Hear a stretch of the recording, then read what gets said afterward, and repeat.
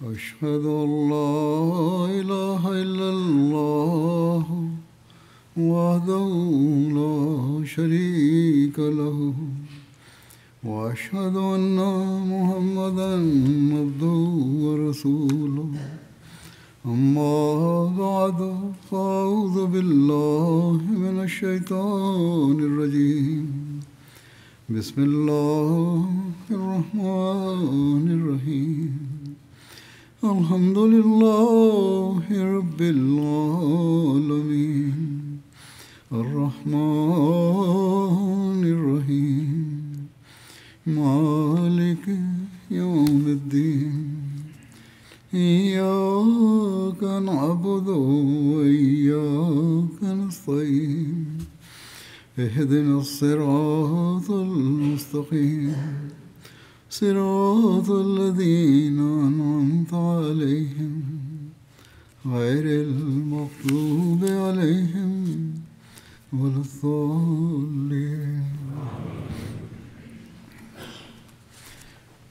గత ఖుత్బాలో హునైన్ యుద్ధ సంపద పంపిణీ గురించి ప్రస్తావించబడింది. దీని గురించి మరిన్ని వివరాలు కూడా ఉన్నాయి.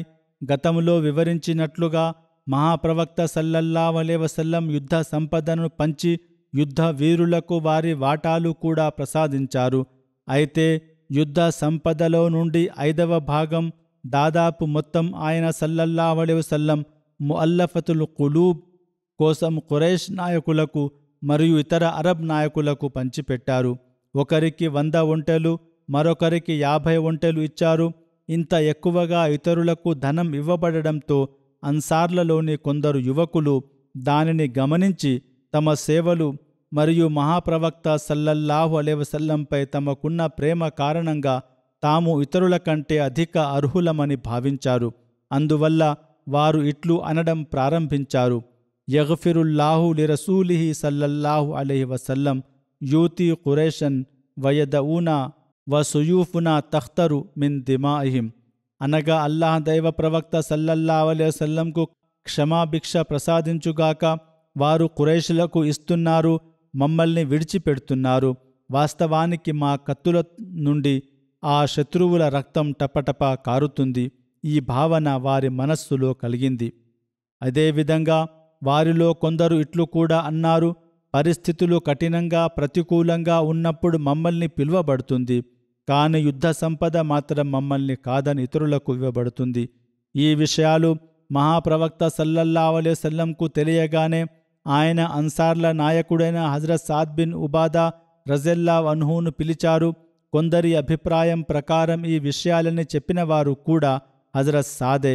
అప్పుడు మహాప్రవక్త సల్లల్లాహు అలైహి వసల్లం ఆయనను ఇట్లు అడిగారు: ఫఅైన అంత మిన్ జాలిక యా సాద్. అనగా, ఓ సాద్, దీని గురించి నీ అభిప్రాయం ఏమిటి? దానికి ఆయన సల్లల్లాహు అలైహి వసల్లంకు ఇట్లు మనవి చేశారు: ఓ అల్లాహ్ ప్రవక్త, నేను కూడా నా జాతిలో ఒక సభ్యుడినే. ఈ విషయం నాపై కూడా ప్రభావం చూపవచ్చు. దానిపై మహాప్రవక్త సల్లల్లాహు అలైహి వసల్లం సాద్తో అన్సార్లందరినీ ఒకచోట పోగు చేయండి అని ఆదేశించారు. తదనుగుణంగా వారంతా ఒక గుడారంలో సమావేశమయ్యారు. కొందరు వలసదారులు కూడా ఆ గుంపులో చేరారు. అప్పుడు మహాప్రవక్త సల్లల్లాహు అలైహి వసల్లం, నేను కేవలం అన్సార్లను మాత్రమే పిలిచాను అని చెప్పి వలసదారులను అక్కడి నుండి తిరిగి పంపించారు. తర్వాత మహాప్రవక్త సల్లల్లాహు అలైహి వసల్లం అన్సార్లను ఉద్దేశించి ఇట్లు ఉపదేశించిరి: ఓ అన్సార్ల సమూహమా, మీ వైపు నుండి నాకు చేరిన ఆ మాట ఏమిటి? మహాప్రవక్త సల్లల్లాహు అలైహి వసల్లం ఈ ప్రశ్నకు అన్సార్లలోని పెద్దలు ఇట్లన్నారు: ఓ అల్లాహ్ ప్రవక్త, మాలోని తెలివైన వారు ఎవరూ అటువంటి మాట మాట్లాడలేదు. అయితే కొంతమంది ఉద్వేగపూరిత యువకులు ఇట్లన్నారు: అల్లాహ్ ప్రవక్తకు క్షమాభిక్ష ప్రసాదించుగాక, వారు ఖురైషులకు ఇస్తున్నారు, కాని వారు మమ్మల్ని తమ అనుగ్రహం నుండి దూరం చేస్తున్నారు. అయినప్పటికీ మా కత్తుల నుండి ఆ శత్రువుల రక్తం టపటప కారుతుంది. మహాప్రవక్త సల్లల్లాహు అలైహి వసల్లం అన్సార్లపై అల్లాహ్ చేసిన ఉపకారాలు, అనుగ్రహాలను ప్రస్తాదిస్తూ వారిని ఉద్దేశించి ఇట్లన్నారు: ఓ అన్సార్లారా, నేను మిమ్మల్ని కలిసినప్పుడు నేను మిమ్ములను దారి తప్పిన వారిగా పొందలేదా? అప్పుడు అల్లాహ్ నా ద్వారా మీకు మార్గదర్శకత్వం ప్రసాదించాడు. మీరు చెల్లా చెదురైన విడిపోయిన జాతిగా ఉండి ఒకరికొకరు శత్రువులుగా ఉండేవారు. అల్లాహ్ నా ద్వారా మీ మధ్య పరస్పర ఆప్యాయత ప్రేమను సృష్టించాడు. మీరు నిరుపేదలు, అవసరములో ఉండేవారు. అల్లాహ్ నా కారణం చేత మిమ్మల్ని సంపన్నులుగా, ధనవంతులుగా చేశాడు. మహాప్రవక్త సల్లల్లాహు అలైహి వసల్లం ఏ విషయం మాట్లాడినా అన్సార్లు దానికి అల్లాహు వరసూలుహు ఆమన్ను, ఇదంతా అల్లాహ్ ఆయన ప్రవక్త ఉపకారమే అని సమాధానమిచ్చేవారు. మహాప్రవక్త సల్లల్లాహు అలైహి వసల్లం అన్సార్ల నుండి ఈ సమాధానం విని, మీరు నాకు ఎందుకు జవాబు ఇవ్వడం లేదు అని అడిగారు. వారు, ఓ అల్లాహ్ ప్రవక్త, మేము ఏమి సమాధానం ఇవ్వగలం అని అన్నారు. అప్పుడు మహాప్రవక్త సల్లల్లాహు అలైహి వసల్లం ఇట్లన్నారు, మీరు కావాలనుకుంటే నాకు ఈ సమాధానం ఇవ్వవచ్చు. మీరు సత్యమే చెబుతున్నట్లుంది, మీ మాట ధృవీకరించబడుతుంది. మీరు ఇలా అనవచ్చు, ఓ అల్లాహ్ ప్రవక్త, మీరు మా వద్దకు వచ్చినప్పుడు మిమ్మల్ని అబద్ధీకుడుగా భావించబడెను, మీ మాటను నిరాకరించబడెను. కాని మేము మిమ్మల్ని విశ్వసించాం. మీరు నిస్సహాయంగా ఉన్నారు. ప్రజలు మిమ్మల్ని పట్టించుకోలేదు, కాని మేము మీకు సహాయం చేశాం. ఆ ప్రజలు మిమ్మల్ని తమ నగరం నుండి బహిష్కరించారు, కాని మేము మీకు ఆశ్రయం కల్పించాం. మీరు అనేక మంది కుటుంబ సభ్యులతో ఉండేవారు, మేము మీకు అండగా నిలిచాం. మహాప్రవక్త సల్లల్లాహు అలైహి వసల్లం నోట ఈ మాట వినగానే ఏ ఒక్క అన్సారీ మాట్లాడలేకపోయెను. వారంతా తలలు దించుకొని ఆయన మాటలు వింటూ పశ్చాత్తాపపడుతుండిరి. మహాప్రవక్త సల్లల్లాహు అలైహి వసల్లం తాను ఖురైష్ వారితో ఎందుకు ఈ విధంగా వ్యవహరించారు అనే విషయాన్ని కూడా అన్సార్లకు వివరించారు. ఆయన ఇట్లన్నారు, మీరు అనగా అన్సార్లు అయితే ముందుగానే ఇస్లాంను స్వీకరించారు. ఇస్లాం విశ్వాసం మీ హృదయాలలో బాగా స్థిరపడింది. కానీ ఖురైష్లలోని చాలామంది మక్కా విజయ సమయాన కొత్తగా ముస్లింలయ్యారు. అంతేకాక కొందరు ఇప్పటికీ ఇస్లాంతో పూర్తిగా అనుబంధం కలిగి లేరు. అందువలన పాత విశ్వాసుల కంటే ఈ నూతన ముస్లిములు దయ అనుగ్రహానికి ఎక్కువ అర్హులుగా ఉన్నారు. తద్వారా ఇస్లాం వారి హృదయాలలో స్థిరపడగలదు. అనేక యుద్ధాలలో ఖురైష్ తమ ఆస్తి పాస్తులను చాలా కోల్పోయారు. కాబట్టి వారిని ఓదార్చడం, వారు పూర్తిగా ఇస్లాం విశ్వాసం పరిధిలోకి వచ్చేలా చేయడమే నా ఉద్దేశమై ఉండెను. తరువాత మహాప్రవక్త సల్లల్లాహు అలైహి వసల్లం ఇట్లన్నారు, ప్రజలు గొర్రెలు, ఒంటెలను తీసుకుని తమ ఇళ్లకు వెళ్ళగా మీరు అల్లాహ్ ప్రవక్తను మీతో పాటు తీసుకుపోవడాన్ని మీరు ఇష్టపడరా? అల్లాహ్ మీద ప్రమాణం, మీరు తీసుకుపోతున్న ఈ అదృష్టం వారు తీసుకుపోతున్న దానికంటే చాలా గొప్పది.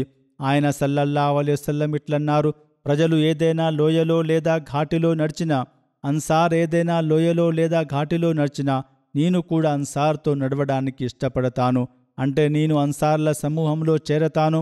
ప్రజలు నా బాహ్య వస్త్రం అయితే అన్సార్లు నా అంతర్గత వస్త్రం వంటివారు, అంటే శరీరానికి అతుక్కొని ఉండే వస్త్రం. ఓ అన్సార్, నా తర్వాత మీరు మీపై ఇతరులకు ప్రాధాన్యత ఇవ్వడాన్ని చూస్తారు. కానీ మీరు సహనం వహించండి. అప్పుడు అనగా హౌజ కౌసర్ జలాశయం వద్ద మీరు నన్ను కలుసుకుంటారు. అంటే ప్రళయ దినాన కలుసుకుంటారు. మీకు నాయకత్వం లభించదు. చివరకు మహాప్రవక్త సల్లల్లాహు అలైహి వసల్లం అన్సార్ కొరకు ప్రార్థన చేస్తూ ఇట్లన్నారు, ఓ అల్లాహ్, అన్సార్పై దయచూపు, అన్సార్ల సంతానంపై దయచూపు, మరియు అన్సార్ల తరువాతి తరాలపై కూడా దయచూపు. కథకుడు ఇట్లు అంటున్నాడు, మహాప్రవక్త సల్లల్లాహు అలైహి వసల్లం ఈ ప్రసంగం చేస్తున్నప్పుడు అన్సార్ రోదిస్తూ ఉండేవారు. వారి గడ్డం కన్నీళ్లతో తడిసిపోయింది. వారు పదే పదే ఇట్లు అన్నారు, రజీనా బి రసూలిల్లాహి కిస్మత వ హాజా. మహాప్రవక్త సల్లల్లాహు అలైహి వసల్లం చేసిన పంపిణీ మరియు మా వాటా పట్ల మేము హృదయపూర్వకంగా సంతోషిస్తున్నాం. కొన్నిసార్లు అజాగ్రత్తగా చేసిన మాటలు చాలా సుదూర పరిణామాలను కలిగి ఉంటాయి. మహాప్రవక్త సల్లల్లాహు అలైహి వసల్లం పంపిణీపై అన్సార్లలోని యువకులు అయిష్టత వ్యక్తం చేసినప్పటికీ అందరూ అలా మాట్లాడలేదు. అదే దేవుడు మరియు దైవ ప్రవక్త సల్లల్లాహు అలైహి వసల్లంను ఎంతగా అసంతృప్తికి గురి చేసిందంటే అన్సార్లు యుగాంతం వరకు దాని పర్యవసనాలను అనుభవించవలసి వచ్చింది. ఈ విషయాన్ని ప్రస్తావిస్తూ హజరత్ ముస్లిమౌద్ రజల్లాహు అన్హు ఇట్లన్నారు, మహాప్రవక్త సల్లల్లాహు అలైహి వసల్లం మక్కాను జయించినప్పుడు మక్కా ప్రజలు ఆయన వద్దకు వచ్చారు. వారి దృష్టి పూర్తిగా విశ్వాసంతో నిండక ఇంకా ప్రపంచం వైపే ఉండేది. దాని తర్వాత జరిగిన ఒక యుద్ధంలో ముస్లింలకు కొంత సంపద లభించింది. దైవ ప్రవక్త సల్లల్లాహు అలైహి వసల్లం ఆ సంపదను ఆ ప్రజలలో పంచిపెట్టారు. ఒక అన్సారీ యువకుడు ఒక సభలో ఇట్లన్నాడు, మా కత్తుల నుండి రక్తం టపటపా కారుతుంది. కాని మహాప్రవక్త సల్లల్లాహు అలైహి వసల్లం సంపదను తమ బంధువులకు ఇచ్చేశారు. ఈ విషయం ఆయన సల్లల్లాహు అలైహి వసల్లంకు తెలియగానే అన్సార్ల పెద్దలను పిలిచి నాకు ఈ విషయం తెలిసింది అని అడిగారు. అన్సార్లు రోధిస్తూ ఇదంతా ఒక అమాయకుడు అని అన్నారు. ఆయన సల్లల్లాహు అలైహి వసల్లం ఇట్లన్నారు, లేదు ఓ అన్సార్లారా, మీరు ఇట్లు చెప్పవచ్చు, ముహమ్మద్ సల్లల్లాహు అలైహి వసల్లంకు ఎవరు ఆశ్రయం ఇవ్వనప్పుడు, ఆయన నగరవాసులు ఆయనను బహిష్కరించినప్పుడు మేము ఆయనకు ఆశ్రయం ఇచ్చాం. తర్వాత ఆయనకు గౌరవం విజయం లభించినప్పుడు ఆయన సంపదను తమ బంధువులకు పంచిపెట్టారు. దీనిపై అన్సార్ పెద్దగా ఈడ్చారు. మళ్ళీ ఓ అల్లాహ్ ప్రవక్త, మేము అలా అనలేదు అని అన్నారు. అప్పుడు వారు సల్లల్లాహు అలైహి వసల్లం ఇట్లన్నారు, మీరు ఈ విషయాన్ని మరొక విధంగా కూడా చెప్పవచ్చు. అదేమిటంటే, దేవుడు ప్రపంచం మొత్తానికి మార్గదర్శకత్వం కొరకు పంపిన వ్యక్తి మక్కాకు చెందినవారు. కాని దేవుడు ఆయనను మదీనాకు తీసుకువచ్చాడు. తర్వాత దేవుడు తన శక్తి వైభవంతో మక్కాను ఆయన కోసం జయింపజేశాడు. ఆ సమయంలో మక్కా వాసులు తమ వస్తువు అనగా ప్రవక్త తమకు లభిస్తుందని భావించారు. కాని మక్కా వాసులు గొర్రెలు, ఒంటెలను తీసుకుని వెళ్లారు. మరియు మదీనా ప్రజలు దేవుని ప్రవక్తను తమ నగరానికి తీసుకువెళ్లారు. తర్వాత ఆయన సల్లల్లాహు అలైహి వసల్లం ఇట్లన్నారు, నిస్సందేహంగా ఈ మాట ఒక అమాయకుని నోటి నుండి వెలువడింది. కానీ దీని కారణంగా ఇప్పుడు మీకు ఈ లోకంలో రాజ్యం లభించదు. ఇప్పుడు మీ సేవల ప్రతిఫలం మీకు హౌజే కౌసర్ వద్ద మాత్రమే లభిస్తుంది. చూడండి, ఆయన రజల్లాహు అన్హు ఇలా అన్నారు, చూడండి, చరిత్ర చెబుతోంది 13 శతాబ్దాలు గడిచిపోయాయి మరియు 14వ శతాబ్దం కూడా దాటిపోయింది. ఈ కాలంలో ప్రతి జాతి ఇస్లాం కారణంగా రాజుగా మారింది. కానీ ఏ ఒక్క అన్సారీ రాజు కాలేకపోయెను. అందువలన కొన్నిసార్లు ఒక వ్యక్తి మాట మొత్తం జాతికి నష్టాన్ని కలిగించవచ్చు. అందువలన హజరత్ ముస్లిమౌద్ రజల్లాహు అన్హు ఈ సంఘటనను తమ ఖుత్బాలో వివరించి దాని ఆధారంగా జమాత్కు చేసిన ఉపదేశం నేటికి మనకు అంతే ముఖ్యమైనదిగా ఉంది.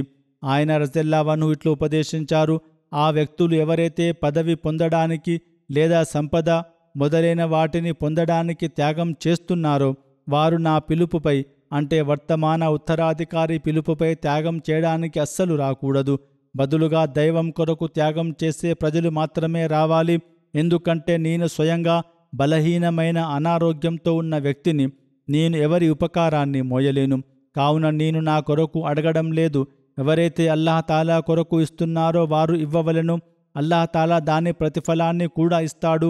అల్లాహ్ తాలాపై నమ్మకం ఉంచుకోవాలి. అతడు తలచుకుంటే ఈ లోకంలో ఇస్తాడు, లేదా కోరుకుంటే పరలోకంలో ఇస్తాడు.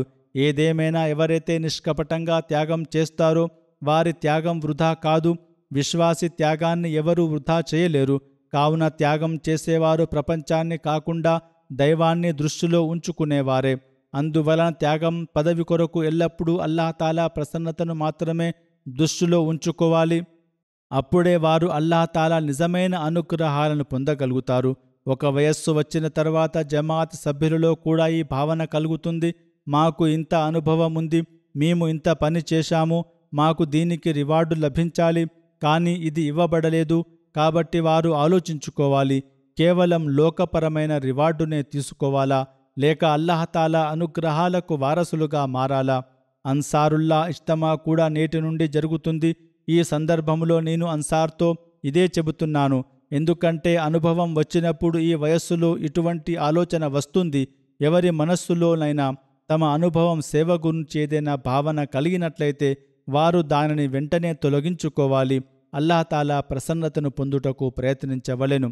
ఈ సందర్భంలో గ్రామీణ ప్రజలు చూపిన అసహనం గురించి కూడా తెలుస్తుంది.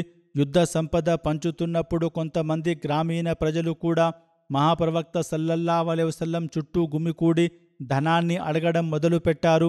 వారి రద్దీ కారణంగా మహాప్రవక్త సల్లల్లాహు అలైహి వసల్లం శుభప్రదమైన చెద్దరు కూడా ఒక ముళ్ళ పొదకు తగులుకుంది. కొద్దిగా తోపులాట జరిగినప్పుడు వారు సల్లల్లాహు అలైహి వసల్లం ఇట్లన్నారు, నా చెద్దరు నాకు తిరిగి ఇచ్చేయండి. తర్వాత ఆ ముళ్ళ చెట్ల వైపుకు సంజ్ఞ చేస్తూ ఇట్లు అన్నారు, ఈ ముళ్ళ చెట్ల సంఖ్యకు సమానంగా నా వద్ద ఒంటెలు ఉన్నప్పటికీ వాటిని కూడా నేను మీ అందరిలో పంచిపెట్టేవాడిని. మరియు మీరు నన్ను లోభిగా, అబద్ధం చెప్పేవాడిగా లేదా పిరికివానిగా పొందలేరు. దైవ ప్రవక్త సల్లల్లాహు అలైహి వసల్లం గ్రామీణ ప్రజల ఈ అనాగరిక ప్రవర్తనకు వారిని ఏమాత్రం శిక్షించలేదు, కోపం కూడా చూపలేదు. బదులుగా నవ్వుతూ ఉత్తమ పద్ధతిలో వారికి శిక్షణ ఇచ్చారు మరియు వారికి ధనాన్ని కూడా ప్రసాదించారు.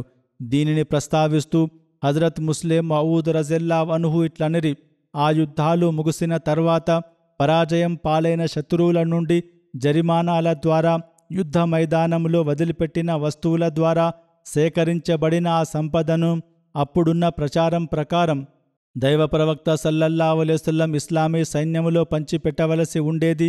కానీ ఈ సందర్భంలో వారు ఆ సంపదను ముస్లిములలో పంచిపెట్టే బదులు మక్కా మరియు దాని చుట్టుప్రక్కల ప్రజలలో పంచిపెట్టారు. ఈ ప్రజలలో ఇంత విశ్వాసం పూర్తిగా ఏర్పడలేదు. ఇంకా విశ్వాసం పూర్తిగా ఏర్పడలేదు. చాలామంది అప్పటికీ అవిశ్వాసులుగానే ఉండేవారు. ముస్లిములు అయినవారు కూడా ఇంకా కొత్తగా ముస్లిములు అయినవారే. ఒక జాతి తమ సంపదనను ఇతర ప్రజలలో పంచిపెట్టడం వారికి పూర్తిగా ఒక కొత్త విషయంగా ఉండెను. ఈ సంపద పంపిణీ వలన వారి హృదయాలలో పుణ్యం, దైవభీతి ఏర్పడడానికి బదులుగా కొందరిలో దురాశ మరింత పెరిగింది. వారు మహాప్రవక్త సల్లల్లాహు అలైహి వసల్లం చుట్టూ గుమికూడారు మరియు మరిన్ని కోరికలతో ఆయనను ఇబ్బంది పెట్టడం మొదలుపెట్టారు. చివరికి వారు ఆయనను నెట్టుకుంటూ ఒక చెట్టు వరకు తీసుకెళ్లారు.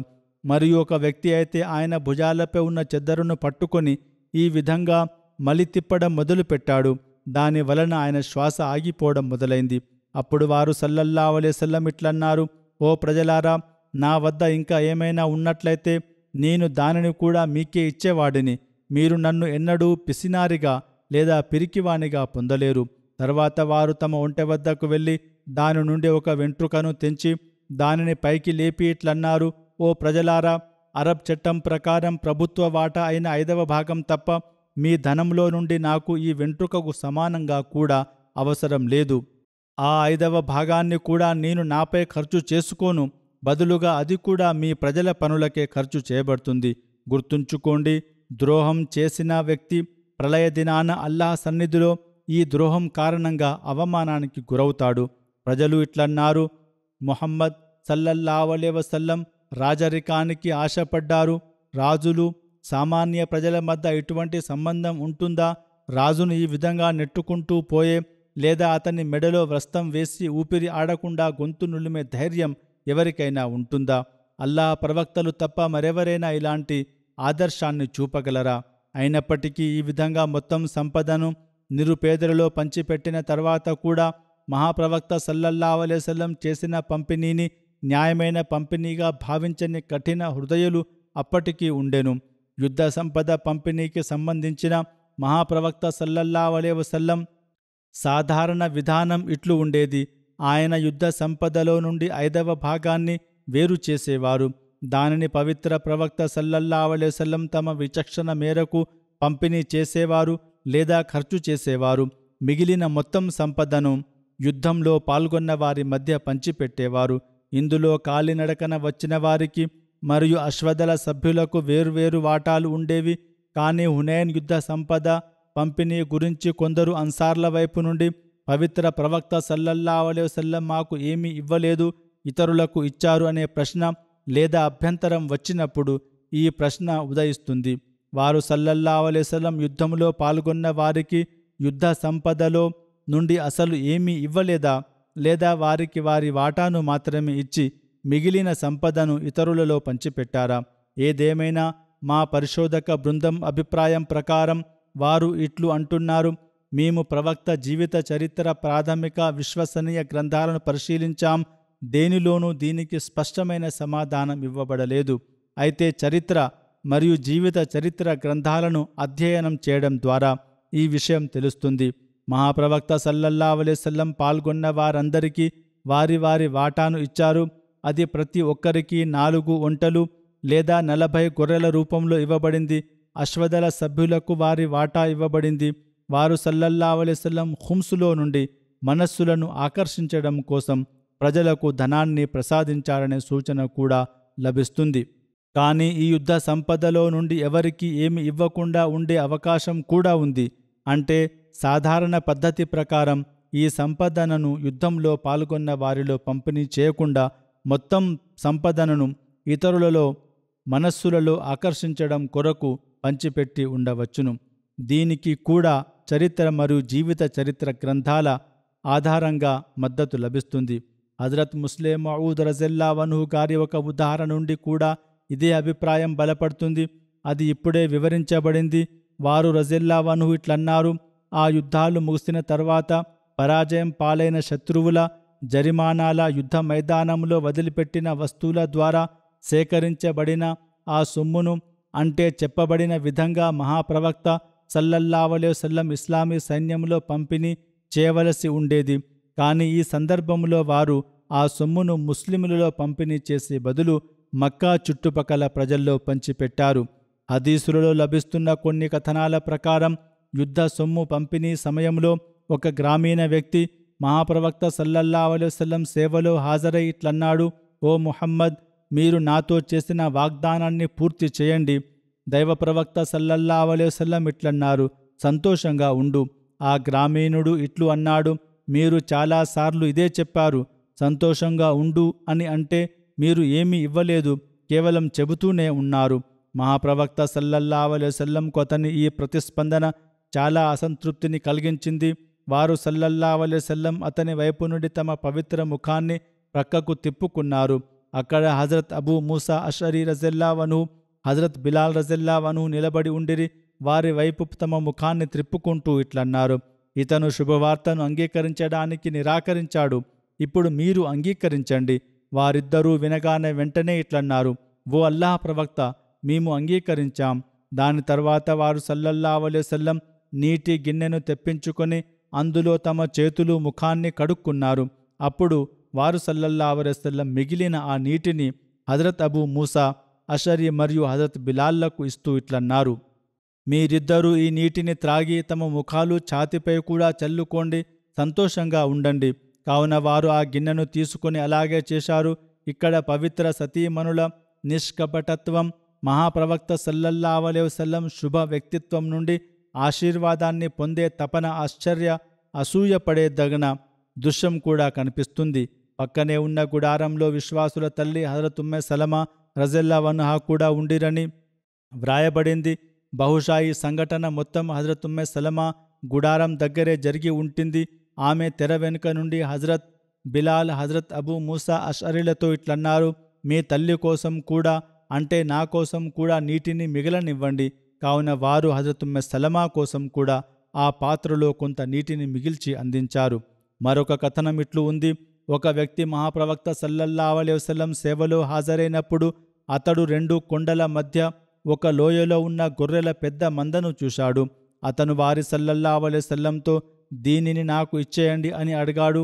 మహాప్రవక్త సల్లల్లాహు అలైహి వసల్లం ఏ మాత్రం ఆలస్యం చేయకుండా దానిని అతనికి ఇచ్చేశారు.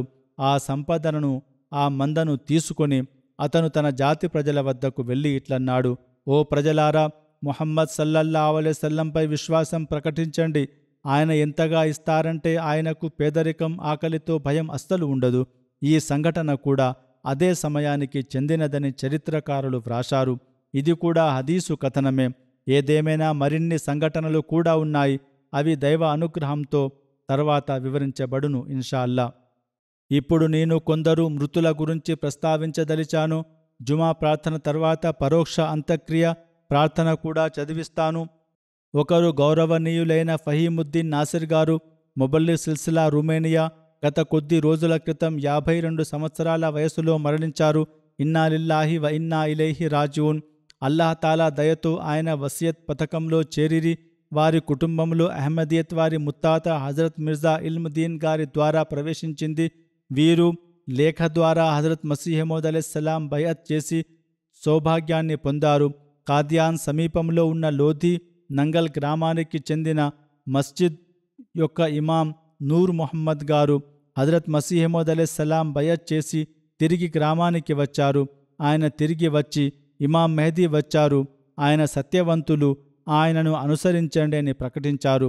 ఆ తర్వాత లేఖ ద్వారా బయత్ చేసిన వారిలో మిర్జా ఇల్ముద్దీన్ రజిల్లాహు అన్హు కూడా ఉన్నారు. ఫహీముద్దీన్ నాసిర్ గారు 1996వ సంవత్సరం జూన్లో జామియా అహ్మదియాలో ఉత్తీర్ణులైనారు.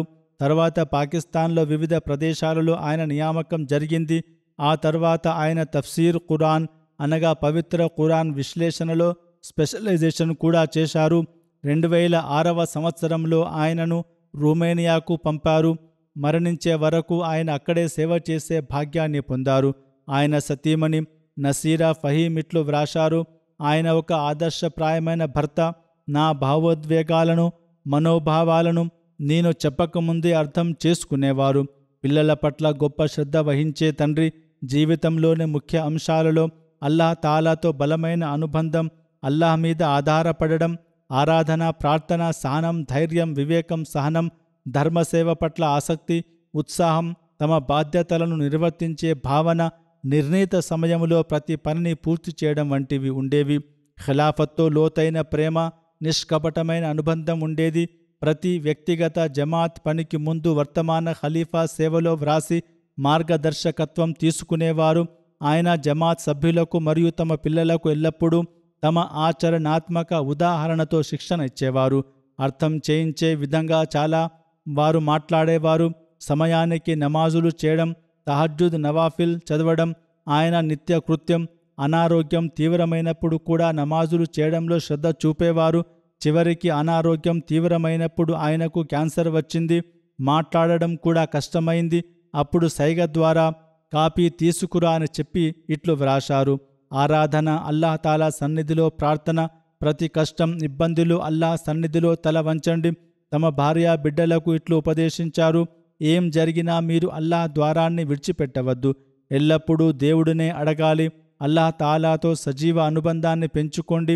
అల్లాహ్తోనే స్నేహం చేయండి. అతడు మిమ్మల్ని కష్టాల్లో ఎప్పుడూ ఒంటరిగా విడిచిపెట్టడు. ధర్మ ప్రచారం, జమాఅతు గురించి పరిచయం చేసే అవకాశాన్ని ఎప్పుడూ చేజార్చుకునేవారు. తమ వెంట ఎల్లప్పుడూ జమాత్ పరిచయ కరపత్రాలు, చిన్న పుస్తకాలు ఉంచుకునేవారు. ఆసుపత్రులను డాక్టర్ల వద్దకు వెళ్ళినప్పుడు కూడా వారికి ప్రచారం చేసేవారు. నేను డాక్టర్లకు కూడా సందేశం అందించాలని గొప్ప కృతజ్ఞత వ్యక్తం చేసేవారు. వారి ముఖంలో ఎల్లప్పుడూ చిరునవ్వు ఉండేది. చాలా కలివిడిగా ఉండేవారు. ఆయన స్వభావం కారణంగా ప్రతి ఒక్కరూ ఆయనకు ఆకర్షితులయ్యేవారు. ఆయన మరణ వార్త విని మిషన్ హౌస్ దగ్గర నివసించే రూమేనియన్ పొరుగువారు ఏడుస్తూ తమ భావాలను వ్యక్తం చేశారు. తీవ్ర దిగ్భ్రాంతిని తెలిపారు. అనారోగ్య సమయంలో కూడా తమ అధికారిక విధులను నిరంతరం నిర్వర్తించారు.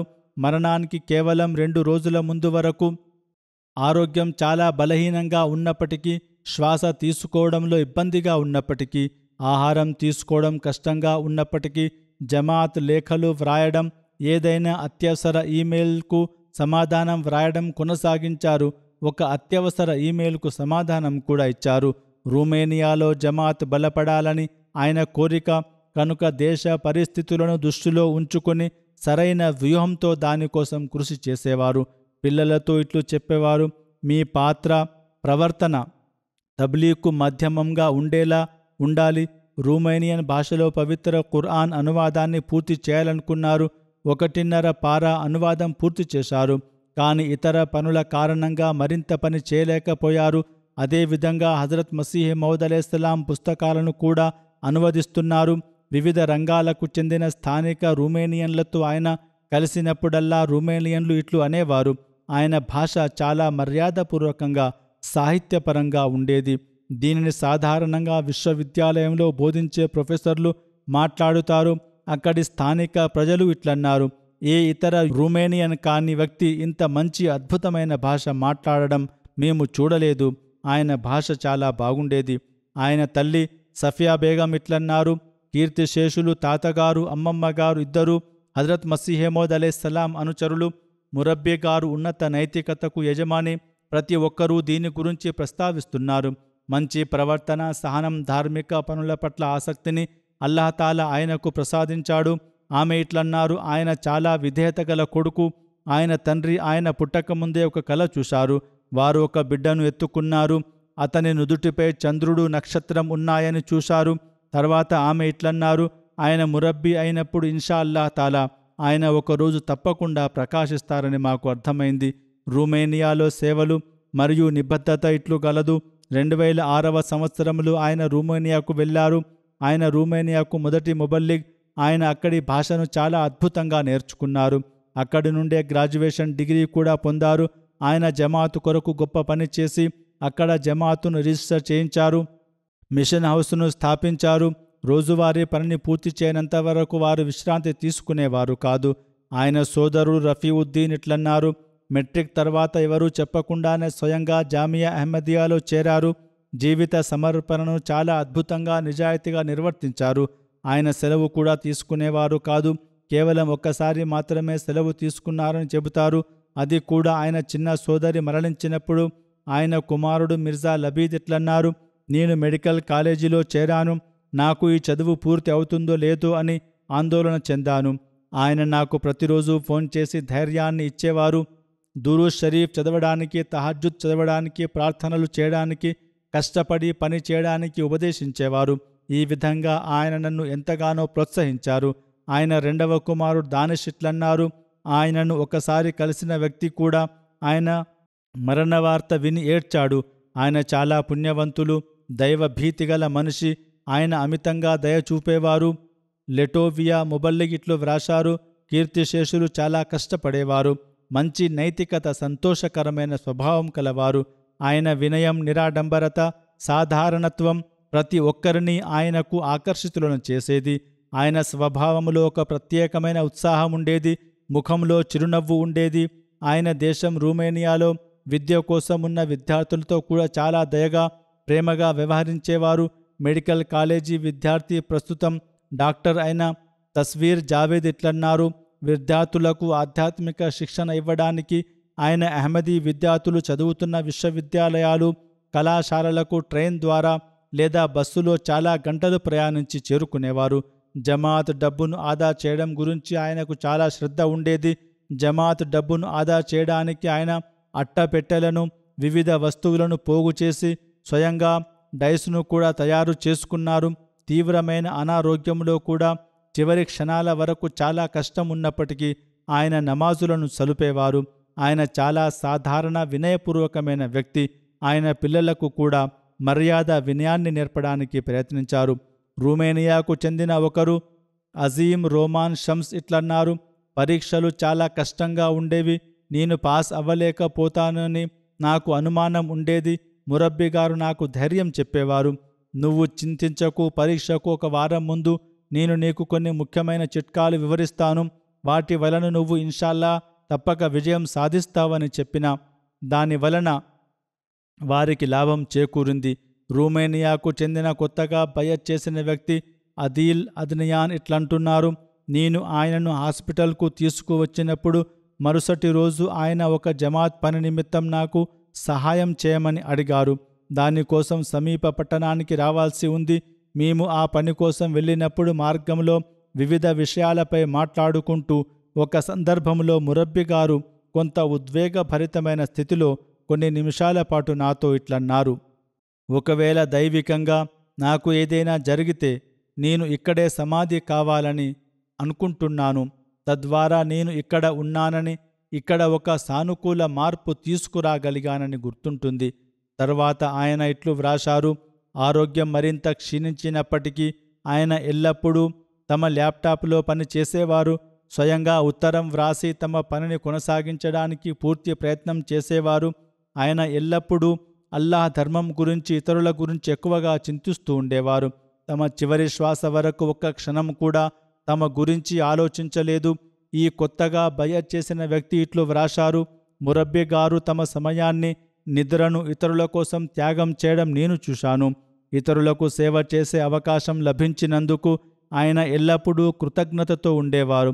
నేను ఆయన నోటి నుండి ఎవరి గురించి కూడా చిన్నపాటి చెడు మాట కూడా ఎప్పుడూ వినలేదని అన్నారు. ఆయన ఏడుస్తూ తమ కుటుంబ సభ్యుల కోసం మాత్రమే కాకుండా మా రొమేనియా జమాత్, దాని సభ్యుల కోసం కూడా ప్రార్థనలు చేసేవారు. ఆయన ఒక్కరోజు కూడా సెలవు తీసుకోలేదు. ఎక్కువ విశ్రాంతి తీసుకోవాలని కూడా ఎప్పుడూ కోరుకోలేదు. ఎందుకంటే తమ అత్యుత్తమ సామర్థ్యంతో జమాత్కు అన్ని విధాలా సేవ చేయడం తమ కర్తవ్యమని ఆయన అనేవారు. దానికోసం తమ నిద్రను లేదా ఆరోగ్యాన్ని ఎంత త్యాగం చేయవలసి వచ్చినా సరే ఆయన ఎల్లప్పుడూ అల్లాహ్ తాలాపైనే తమ పూర్తి నమ్మకం ఉంచేవారు. ఇతరులను కూడా ఎక్కువగా దువా చేయమని, అతని సహాయంపై నమ్మకం ఉంచమని ఉపదేశిస్తూ ప్రోత్సహించేవారు. ఈ కొత్తగా బయత్ చేసిన వ్యక్తి ఇట్లు వ్రాశారు, నాకు మురబ్బి గారు కేవలం ఒక మురబ్బి మాత్రమే కాదు, ఒక తండ్రి వంటి వారు. ఆయన నాకు అసాధారణమైన ఆధ్యాత్మిక మార్గదర్శి, ఒక మంచి సన్నిహిత మిత్రుడు. ఇవి మురబ్బి లక్షణాలు. వాటిని ఈ కొత్తగా బయట్ చేసిన వ్యక్తి వివరించారు. ఈ శిక్షణ, ఈ ఉదాహరణే ప్రచారం శిక్షణలో సౌలభ్యాన్ని, సానుకూల ఫలితాలను ఇస్తుంది. విదేశంలో ధర్మం కొరకు త్యాగం అయిన వారు ఈ దృక్కోణం వలన ఆయన స్థానం కూడా అమరుడి స్థానమే. చివరి శ్వాస వరకు తమ వాగ్దానాన్ని గొప్పగా పూర్తిగా నిలబెట్టుకున్నారు. నేను కూడా ఎల్లప్పుడూ ఆయన ముఖంలో చిరునవ్వునే చూశాను. మారిషస్లో తమ కార్యరంగంలో మరణించిన మౌల్వీ ఉబైదుల్లా గారి గురించి హజరత్ ముస్లిమౌద్ రజిల్లా అన్హు ప్రస్తావిస్తూ, అటువంటి వారు అమరులని మనం కీర్తిశేషుల నుండి పాఠం నేర్చుకోవాలని జమాత్కు ఉపదేశించారు. నిశ్చయంగా ఫహీం నాసిర్ కీర్తిశేషులు కూడా అటువంటి పాత్రనే కలిగి ఉన్నారు. ఈ ఉదాహరణ ముఖ్యంగా జీవిత సమర్పితులకు ఒక పాఠం. అల్లాహతాలా కీర్తిశేషుల స్థాయి అంతస్తులను పెంచుగాక, వారి భార్య బిడ్డలకు, తల్లికి, అందరికీ సహనాన్ని ప్రసాదించుగాక. రెండవ ప్రస్తావన గౌరవనీయులైన అబ్దుల్ అలీం ఫారూకీ గారిది. ఈయన కెనడా నివాసి. ఆయన అబ్దుల్ రషీద్ ఫారూకీ గారి కుమారుడు. గత కొద్ది రోజుల క్రితం ఆయన మరణించారు. ఇన్నా లిల్లాహి వ ఇన్నా ఇలైహి రాజిఊన్. వీరు వసియత్ పథకంలో చేరినారు. ముగ్గురు సాయుధ వ్యక్తులు ఆయన ఇంట్లోకి చొరబడ్డారు. ఆయన తన గదిలో నిద్రిస్తున్నారు. ఆయన భార్య మరియు ముగ్గురు పిల్లలు క్రింద ఉన్నారు. కొడుకు కూడా తన గదిలో ఉన్నాడు. దొంగలు అందరి ఫోన్లను తీసుకున్నారు. కీర్తిశేషులు శబ్దం విని మేల్కొన్నారు. ఒక దొంగ ఆయన గదిలోకి ప్రవేశించాడు. కీర్తిశేషులు ఆ దొంగను భయపెట్టాలని ప్రయత్నించారు. ఆ సమయములో అతను ఒక కర్రతో ఆయన ముక్కు మరియు భుజంపై కొట్టి పారిపోయాడు. ఆ సమయములో మృతుడు తమ కొడుకు గది వైపు వెళ్ళసాగారు. అప్పుడు మెట్ల దగ్గర నిలబడి ఉన్న మరొక దొంగ ఆయనపై 2 సార్లు కాల్పులు జరిపాడు. ఒక బుల్లెట్ కీర్తిశేషుల గుండెకు దగ్గరగా తాకి శరీరం నుండి బయటకు వెళ్ళిపోయింది. అక్కడికక్కడే వారు మరణించారు. ఇన్నా లిల్లాహి వ ఇన్నా ఇలైహి రాజిఊన్. వీరు హజరత్ మసీహ్ మౌద్ అలైహిస్సలాం అనుచరులైన హజరత్ మౌల్వీ కుద్రతుల్లా సన్నోరీ గారి మరియు హజరత్ మౌల్వీ మొహమ్మద్ హుసేన్ గారి ముని మన్వలు. వారు జమాత్ చురుకైన సభ్యుడిగా ఉండేవారు. వీరు 5 పూటల నమాజులు, తహజ్జుదులను క్రమం తప్పకుండా చదివేవారు. వీరు ప్రజలను అల్లాహ్ వైపుకు పిలిచే ఉత్సాహం గల వ్యక్తి. వీరికి తమ ప్రాంతంలో స్థానిక ప్రచార కార్యదర్శిగా సేవ చేసే అవకాశం లభించింది. ఆ సమయంలో వీరు స్థానిక అధ్యక్షుడిగా కూడా సేవ చేస్తున్నారు. మృతుని జ్ఞాపకార్థం ఆయన భార్యతో పాటు ఒక కుమారుడు, 3 కుమార్తెలు ఉన్నారు. మిషనరీ ఇన్ఛార్జ్ అయిన జకరియా ఖాన్ గారు ఆయనకు బంధువు. ఆయన ఇట్లు వ్రాశారు: ఆయన చాలా పుణ్య స్వభావం గలవారు, ప్రజలకు ప్రయోజనం చేకూర్చే వ్యక్తి. ఆయన భార్య చెప్పిన దాని ప్రకారం ఆయన తహజ్జుద్ నమాజును క్రమం తప్పకుండా చేసేవారు. 5 పూటల నమాజులను చక్కగా సంస్కరించి చేసేవారు. ఆయన ఉత్సాహంతో ప్రజలను అల్లాహ్ వైపు పిలిచేవారు. తమ పనులలో నిమగ్నమైనప్పటికీ పగలు రాత్రి జమాత్ పనుల్లో నిమగ్నమై ఉండేవారు. ఆర్థిక త్యాగంలో చురుకుగా పాల్గొనేవారు. ఖిలాఫత్తో లోతైన సంబంధం కలిగి ఉండేవారు. ఆయన సతీమణి మరియం గారిట్లు వ్రాశారు: ఆయన మంచి భర్త. ఆయన నుండి నేను జీవితంలో చాలా నేర్చుకున్నాను. ఆయనకు ధర్మ ప్రచారం చేయాలనే ఆసక్తి, ఆశ్చర్యకరమైన ఉత్సాహం ఉండేది. ఎల్లప్పుడూ కొత్త ప్రచారం గురించి ఆలోచించేవారు. వాటిని ఆచరణలో పెట్టడానికి ప్రయత్నించేవారు. ఖిలాఫత్తో ఉన్న సంబంధం గురించి కూడా ఆమె వ్రాశారు. పొరుగువారితో, స్థానికులతో ఆయన చాలా మంచిగా ప్రవర్తించేవారు. అందరూ ఆయనకు ఆకర్షితులయ్యేవారు. ఆయన సంతోషకరమైన స్వభావం మరియు దయాగుణం కలవారు. ఇంట్లో ఎప్పుడూ సామూహిక నమాజు చేసేవారు. పిల్లలకు కూడా దీని గురించి ఉపదేశించేవారు. వారి కుమార్తె ఉజ్మా ఇట్లన్నారు: చిన్న చిన్న విషయాల నుండి పెద్ద పెద్ద అవసరాల వరకు ఆయన చింతిస్తూ ఉండేవారు. రోజంతా తమ పనిలో లేదా జమాత్ పనులలో నిమగ్నమై ఉన్నప్పటికీ రాత్రి నిద్రించే సమయంలో మా గదికి వచ్చి మా యోగక్షేమాలను అడిగేవారు. సమయం ఎలా గడిచింది, నమాజులు మొదలైనవి చదివారా లేదా అని అడిగేవారు. ఆయన తమ గురించి కూడా చెప్పేవారు. కాబట్టి మాకు ఆయనతో ఒక స్నేహపూర్వక వాతావరణం ఉండేది. ఆయన కుమారుడు అజీజం కజీం ఇట్లన్నారు: మాకు మా నాన్నగారు ఆదర్శం. నేను ఇన్షా అల్లా ఆయన మార్గంలో నడవడానికి ప్రయత్నిస్తాను. మేము ప్రతి ఆదివారం ధర్మ ప్రచారం కోసం వెళ్ళేవారం. అవకాశం దొరికిన చోటల్లా ప్రచార స్టాల్స్ ఏర్పాటు చేసేవాళ్ళం. ఆయన నాకు పవిత్ర ఖురాన్ కంఠస్థం కూడా చేయించారు. ఇక్కడ ప్రచార స్టాల్స్ ఏర్పాటు చేసేవాళ్ళం. ఇక్కడ ఉన్న షజర్ ఫారూకీ గారికి ఆయన మేనల్లుడు. ఆయన కూడా ఇదే విషయాన్ని వ్రాశారు. అన్ని మంచి లక్షణాలను వివరించారు.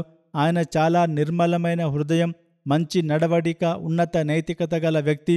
ఆయనకు ఉమ్రా చేసే భాగ్యం లభించినప్పుడు అక్కడి ప్రజలు కూడా ఆయనలో మేము ఆరాధన పట్ల అసాధారణమైన ఆసక్తి మరియు శ్రద్ధను చూశాము, అది ప్రశంసించదగినది అని అన్నారు. ఆయనకు కుమార్తెల పెంపకం గురించి ఆందోళన ఉండేది. ఆయన 15 ఏళ్ల కుమార్తె గురించి ఆమెకు ఫోన్ కొనివ్వాలా వద్దా అని నన్ను అనగా హుజూర్ను అడిగారు మరియు నా మార్గదర్శకాలు అందిన తర్వాత వాటి ప్రకారం ఆచరించారు. ఆయన ప్రతి విషయాన్ని చాలా సున్నితంగా పరిశీలించేవారు. తప్పనిసరి చందాలతో పాటు ఇతర ఆర్థిక పథకాలలో కూడా చాలా ఉదారంగా ముందుండి సేవ చేసేవారు. పాకిస్తాన్లో కూడా పేదవారి సేవ కోసం పెద్ద మొత్తంలో డబ్బు పంపేవారు.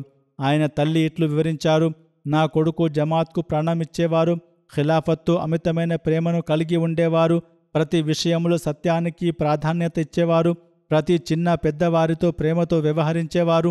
ప్రచారం పట్ల ఆయనకు చాలా ఆసక్తి ఉండేది. ప్రతి ఆదివారం ప్రచారం కోసం వెళ్ళేవారు, తహజ్జుద్ చదివేవారు, ఇతరులకు సహాయం చేసేవారు.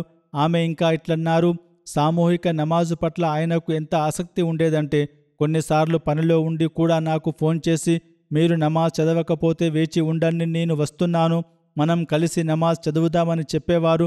అల్లాహతాలా ఆయనపై క్షమాభిక్ష దయ చూపాలని ప్రార్థిస్తున్నాను. తల్లికి, భార్యకు, పిల్లలకు సహనాన్ని ప్రసాదించుగాక. ఆయన మంచి ఆదర్శం, ఆయన కోరికలపై వారి సంతానం నడుచుకునే విధంగా అల్లాహతాలా వారిని అనుగ్రహించుగాక.